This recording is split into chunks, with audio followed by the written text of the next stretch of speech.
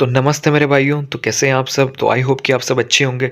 तो एग्ज़ाम में odd one out के जो है डायग्राम्स के भी क्वेश्चन आते हो, जिनमें क्या होता है कि डायग्राम्स डायग्राम्स दिए होते हैं हमको 4 या 5, 4 ही दिए होते हैं। जबकि तो 4 डायग्राम्स दिए होते हैं, उनमें क्या होता है कि 3 डायग्राम्स आपस में कनेक्टेड होते हैं, उनमें जो पैटर्न्स होते हैं डायग्राम्स में वो कनेक्टेड होते हैं। जबकि एक डायग्राम ऐसा होता है चारों में से, पाँचों में से, जिसका कोई कनेक्शन नहीं होता उन बाकी सब में से, तो उसी को हमको ढूँढना होता है, वही होता है ऑड वन आउट। तो आज मैं आपके सामने ऑड वन आउट के डायग्राम्स वाले क्वेश्चन लेके आया हूँ, तो चलिए इनको देखते हैं। तो यहाँ पे सबसे पहले हमको क्या करना है कि हमको सबसे पहले क्वेश्चन ही ध्यान से पढ़ना है, मतलब कि डायग्राम्स को ध्यान से देखना। तो हमारे पास डायग्राम में है ये, ये, ये, ये।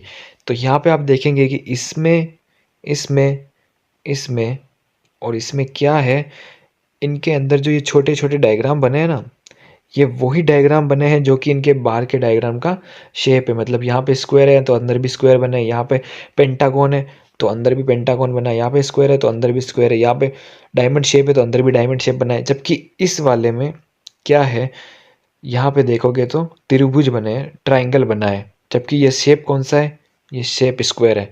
तो यहाँ पे ऑप्शन 4 हो जाएगा हमारा आंसर। फिर से चलते हैं हम नेक्स्ट क्वेश्चन पे।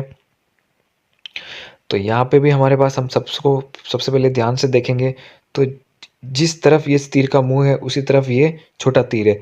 यहाँ पे भी इस जिस तरफ इस तीर का मुंह है उसी तरफ इस छोटे तीर का मुंह है। यहाँ पे भी जिस तरफ इस तीर का मुंह है उसी तरफ इस छोटे तीर का मुंह है। यहाँ पे भी जिस तरफ इस तीर का मुंह है उसी तरफ इस छोटे तीर का मुंह है। पर यहाँ पे इस तीर का मुंह इस तरफ है, जबकि इस छोटे तीर का मुंह दूसरी साइड है। तो यहाँ पे सबसे अलग ऑप्शन कौन सा हो गया, 5 वाला। तो हमारा आंसर भी हो गया 5। बाकी इन चारों में एक पैटर्न है, जिस तरफ इस अंदर वाले जो तीर है, जो भी आप डायग्राम के लिए उसका मुंह है, उसी तरफ इस वाले नुकीली पॉइंट का भी जो है मुंह है, उसी डायरेक्शन में है। तो इन चारों में ये पैटर्न है, जबकि 5 में नहीं है। तो 5 हो गया हमारा आंसर। फिर से चलते हैं हम नेक्स्ट क्वेश्चन पे। यहाँ पे आप देखेंगे इसके अंदर लाइन है, इसके अंदर भी लाइन है एक, इसके अंदर भी लाइन है, इसके अंदर से भी लाइन है, इसके अंदर भी लाइन है। तो 1 में, 2 में, 3 में और 5 में क्या है, सब में एक लाइन है अंदर। जो अंदर है वो सब में एक लाइन है। जबकि ऑप्शन 4 में क्या है, अंदर 2 लाइन है। तो ऑप्शन 4 क्या हो जाएगा हमारा आंसर। ऑप्शन 4 है इन सब में से अलग। फिर आते हैं हम नेक्स्ट क्वेश्चन पे। यहाँ पे एक ट्राइंगल है, ट्राइंगल के नीचे एक सर्कल है, यहाँ पे भी एक ट्राइंगल है। इस ट्राइंगल के जो ऊपर का जो तिरछी जो नोक है ना, नुकीली, उसके नीचे सर्कल है। यहाँ पे भी इसके नीचे सामने सर्कल है, यहाँ पे भी इसके सामने सर्कल है। जबकि इस ऑप्शन में ही बस इसके क्या है, जो तिरछी नोक है उसके सामने सर्कल नहीं है, जबकि उसके साइड में सर्कल है। तो हो गया हमारा ऑप्शन 4 यहाँ पे आंसर। फिर आते हैं हम नेक्स्ट क्वेश्चन पे। यहाँ पे हमारे सामने ये ऑप्शन है, ऑप्शन 2 है, ऑप्शन 3 है, ऑप्शन 4 है, ऑप्शन 5 है। तो यहाँ पे ऑप्शन 1, 2, 3 और 4 में क्या है कि जो डायग्राम्स बने हुए हैं वो कर्व से बने हुए हैं, मतलब कि मुड़ती हुई रेखाओं से बने हुए सारे डायग्राम। जबकि यही एक डायग्राम है 5 वाला, जिसमें सब क्या है, स्ट्रेट रेखा से, सीधी रेखाओं से बने हुए हैं। तो ऑप्शन 5 हो गया हमारा आंसर। फिर से आते हैं नेक्स्ट क्वेश्चन पे। यहाँ पे एक सर्कल के अंदर स्क्वायर बना है, फिर एक सर्कल के अंदर रेक्टेंगल बना है, फिर एक सर्कल के अंदर एक शेप और बना हुआ है ब्रेड टाइप का, फिर एक सर्कल के अंदर एक शेप और सर्कल और बना हुआ है, और इस वाले 5 के अंदर भी एक सर्कल है, उसके अंदर डायग्राम बना हुआ है। तो इन चारों में ऑप्शन 1 में, 2 में, 3 में, 4 में आप देखेंगे कि जो अंदर डायग्राम बने हुए हैं वो क्लोज्ड है, मतलब कि बंद है चारों तरफ से, उनमें हवा जाने का कोई रास्ता नहीं है। जबकि 5 वाले सर्कल में जो डायग्राम बना है उसमें हवा जाने का रास्ता है, वो खुला हुआ है। तो वो हो गया हमारा आंसर। वो यहाँ पे सबसे ऑड है, सबसे अलग है इन सब ऑप्शंस में से, उसका पैटर्न बिल्कुल अलग है। तो वो हो गया हमारा आंसर। फिर चलते हैं हम नेक्स्ट क्वेश्चन पे। यहाँ पे हमारे पास है M, F, A, Z, Y। तो यहाँ पे हम देखेंगे तो ये क्वेश्चन आ सकता है, ये थोड़ा सा इम्पोर्टेंट है।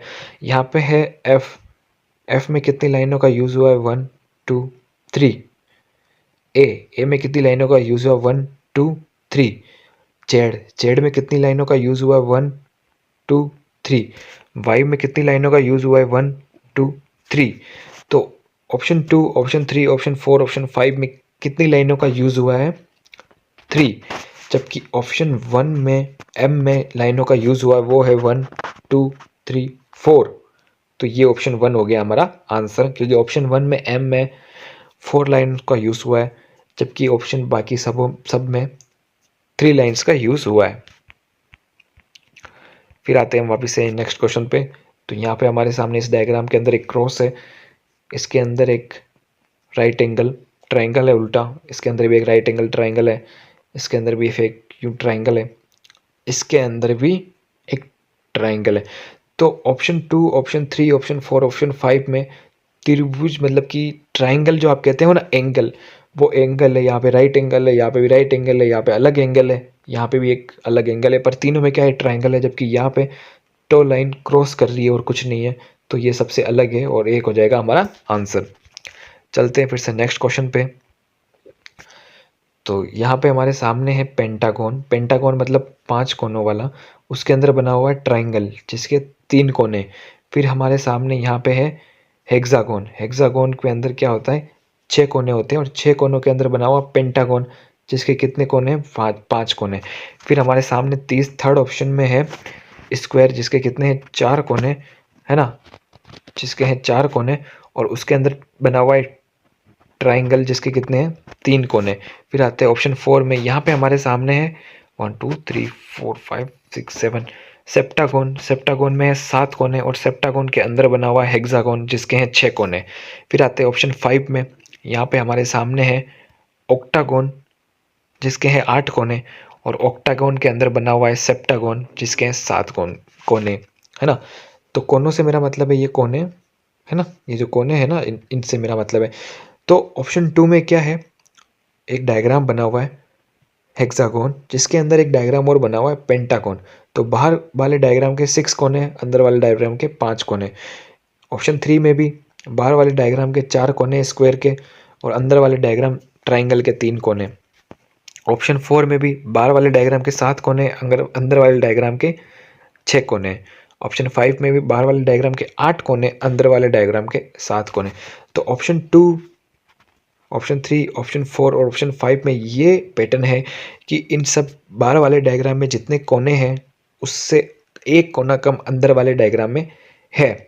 जबकि ऑप्शन 1 में क्या है, बाहर वाले डायग्राम में जो कोने हैं वो है 5 और अंदर वाले में 3। यहाँ पे 2 का डिफरेंस है, बाकी सब में कितने का डिफरेंस था, 1 में। तो ऑप्शन हो गया 1 हमारा आंसर। फिर से चलते हैं हम नेक्स्ट क्वेश्चन पे। तो हमारे सामने ये पैटर्न दे रखा है, तो यहाँ पे आप देखेंगे, एक बार आप ध्यान से 1 2 3 4 सबको देखेंगे तो आप कहेंगे कि यहाँ पे आंसर 2 है। 2 इसलिए है कि 2 पे जो है वो एरो रेगुलरली एक डायरेक्शन में आ रहे हैं, रेगुलरली एक डायरेक्शन में आ रहे हैं। जबकि यहाँ पे एक एरो इस डायरेक्शन में, एक एरो इस डायरेक्शन में, एक एरो इस डायरेक्शन में, एक एरो इस डायरेक्शन में, एक एरो इस डायरेक्शन में। 3 में भी वही पैटर्न है, हर एक एरो इस डायरेक्शन में, एक एरो इस डायरेक्शन में, एक एरो इस डायरेक्शन में, एक एरो इस डायरेक्शन में, एक एरो इस डायरेक्शन में।